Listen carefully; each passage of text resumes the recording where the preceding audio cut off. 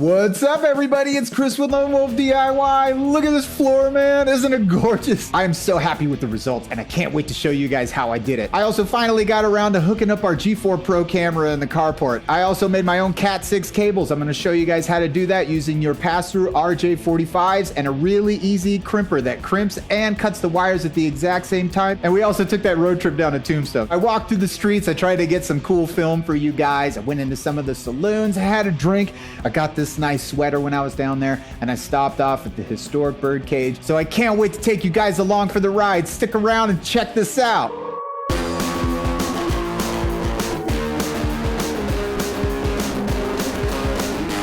Because everything was so labor intensive, I didn't spend a lot of time telling you guys how exactly to do the floor. So I'll just tell you step by step right now as you watch the videos. So you start off by grinding down the floor. You have to give yourself a mechanical bond for everything to go on top of. Start out with grinding, then you gotta wipe all that dust up. Every tiny bit of dust, you have to wipe that up. Then you're gonna roll on your additive, which is essentially a glue.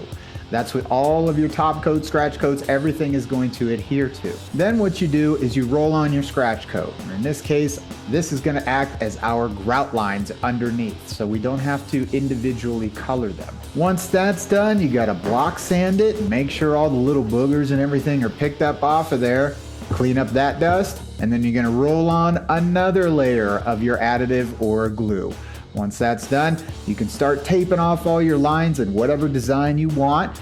You gotta let that cure a little bit, and then you roll another layer of the glue over the top of that, and that helps to hold the tape down so it won't come up when you're putting on your final coat. So then you're gonna put on your texture coat, and you can do any kind of design you like. If you want your floor to be a little more textured, you just have to mix up the stuff a little thicker. If you want it to have a nice flat surface, then you want it to be a little more liquidy, and that's what I did here, so that way it's nice and soft when people walk on it. Now make sure you get in there and you pull that tape as quickly as possible, because if you let it dry too much like I did, you're gonna end up just trying to jackhammer that tape back out. But it was running late and I didn't really have an option. I got it out. So once you pull all the tape up, you're gonna wanna sand because it's a really rough surface and you don't wanna have to walk on that. It's gonna cut your feet up. So sand it down nice and smooth. Get all that dust off of there again. Make sure you're wearing your socks so that you don't stain the floor, because the floor is, think of it as like just a blank painting canvas. Anything you put on it is gonna soak right into that canvas, including footprints. Put that footprint on there, try to color it, you will see that footprint. You go to put a sealer on it, you will see the footprint. Now you got that all cleaned up, I highly suggest doing a sample board. Test your colors out on a sample board first before committing to the floor. That way you know exactly what colors you like and how much to put on there, because you can put a lot of red in here. Red is very overpowering. So a little bit at a time, do your little swirly effects. That way it gives it a nice natural flow. It looks like the colors are naturally melding. A lot of people like to spray it on, but it ends up looking real blotchy. This is a little more work, but you can see it turned out amazing. So once you get all that done, once the coloring is done, you come in and you roll your sealer on. Make sure to do 2 coats. Make sure there's lots of ventilation because it's like a gas can in here. Probably the most complicated process is going to be applying the concrete and also the coloring. The coloring can be very difficult. It just takes practice, but I believe in you guys. I know you can do it. If I can do it, you can do it. Give it a few days, you can put your furniture in here and that's it. You're ready to go. Brand new floor. It's a concrete floor. So it does chip if you throw something at it hard enough, but it's there to stay. Oh my God, Christopher, are you painting the room again? Yes, I'm painting the room again. I want you to be comfy. I want it to be nice and clean in here, and I am not happy with how dirty and flat this paint is, so we gotta change it. Oh, and by the way, check this film out of a suspicious car hanging out in my alley. Damn it, I need these cameras up, man. This is the 3rd person I have caught back there. There's 2 burglars in my yard. One of them had a headlamp on, and then that. And then guess what? Called out the Tucson PD. Check this text message out. We're in some serious trouble, you guys. I don't know what to do anymore. I got cameras, but I can't do anything else about it. And they're taking our guns away. So I want you guys to see what the difference in the paint looks like. You can see the borders there are much lighter and they have a semi-gloss, so it really brightens up the room. And you can see here, this is just kind of like a dirty, flat color. See how much brighter and happier the room feels when I put this color on. There we go. What do you guys think of that? I think that looks really nice. I left a little bit of the old color right here, but you can see how much brighter and happier, and it just really brightens up the room because it gives something for the light to bounce off of. So I can't wait to get the rest done. I'm gonna put the bed right here, and that like old school Western wood look is gonna look so good with this white paint, man. Behind me here, my El Camino somehow mysteriously got a flat. So I've been putting this camera in here, and I guess it's bitten me in the ass. I checked my front camera, I didn't see anybody, but who knows? I am a carpenter and I'm pretty messy, so there's like nails and shit all over the ground. I probably did it to myself. I like to blame other people for my mistakes. I'm really stoked to be getting my G4 Pro camera in here because that one up front has such a crystal clear picture and the frame rate is absolutely amazing. I can see license plates. I know what color hair people have. You'll have a nice clean picture to share with everybody. So I was sitting inside playing video games, and then I heard screaming. Yeah, there it is. I'll put it on this side so you can hear it. I was almost at midnight last night.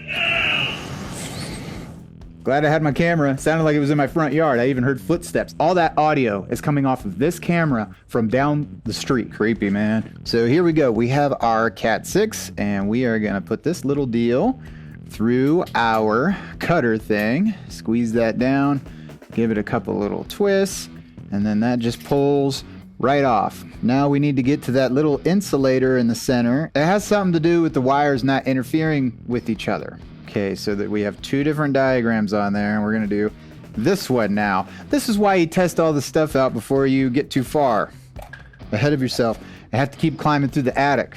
I learned that mistake several times. I'm probably gonna die from all that stuff I breathed in, but that's what I get for not being prepared. Now, before I do anything else, before I start stapling or screwing up this line, I'm gonna connect this and cross my fingers. Hopefully I did it right. All right, so our camera is all ready to go. I have the mount right here. We have our Cat 6 right here. On the mount right here, there's a little cutout, and that's for your wire here, and you can turn it in any direction depending on which direction the wire is coming. So we've got ours coming that way, so I'll make sure to screw it in so that the wire is hidden. So our camera's updating. We do see a picture. Got it sitting on the ground right there. There is a picture, and what's really cool is if you just click on this, it will actually give you an estimated time of completion, which is really nice because prior to that, I had this thing telling me that there was an update, but there was really no way to tell how long it was going to be. So that's very, very handy. I like that. All right, blue light is on. Do I pull this thing off? Make sure it's on there straight. What did I do wrong here? Ah, there we go. You just have to not be incompetent.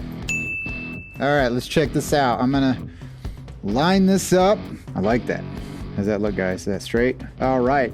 It's amazing how quickly that responds too if I need to move it. I mean, look how fast this is updating. Good morning, everybody, on this Sunday. I am on my way to Tombstone because I want to see if I can find some original stuff to put here in our Airbnb for our cowboy room. There's a lot of cool stuff down there, a lot of really original people and craftsmen and stuff like that. And it's been a while since I've been there, so I wanted to take you guys with me. I think it's gonna be fun.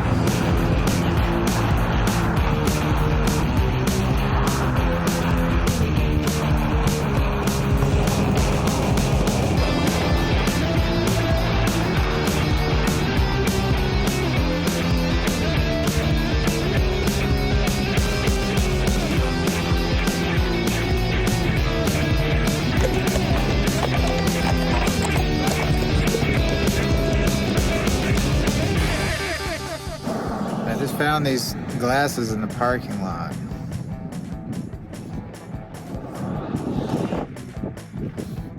All right, everybody, so here we are in beautiful Tombstone, and I'm getting really hungry. I'm excited to eat something. There's City Hall, and yeah, let's get back there.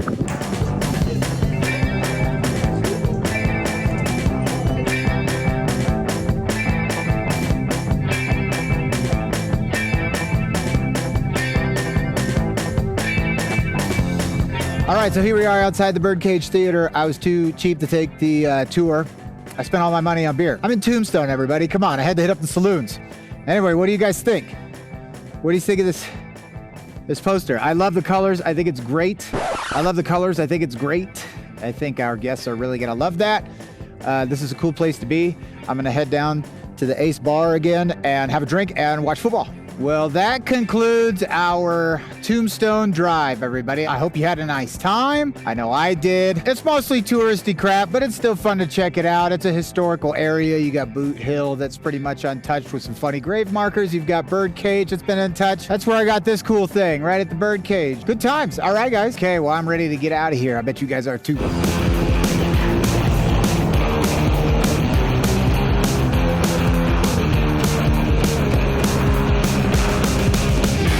So I think this turned out great. I am so happy with the results. So I can't wait to keep going on this place because we got a lot more work to do, and I'm working on that reading room, and I can't wait to show you guys that. So make sure to stick around. Make sure to like and subscribe and hit that notification thing in the corner. Not only because I love your support, but because we got a lot more cool stuff coming up. That space closet is not done yet. The floor is completely unfinished. I've got a really cool idea for it. Never tried anything like it, but something tells me it's gonna be great. Now we're gonna be hooking up a G4 Pro, which I'm very excited about because I got a guy jumping over the wall, had somebody sleeping over there in the alley, so I'm really anxious to see how clear that picture is going to be, going all the way from up top on the roof there, clear back to the wall there. And then last but not least, certainly not least, I'm putting up that exterior AP again. That's right, I already had it once and I took it down and I had no internet access back here at all. It was driving me nuts. Back here in the garden, I like to FaceTime with my mom and have a chat, and I had no connectivity whatsoever.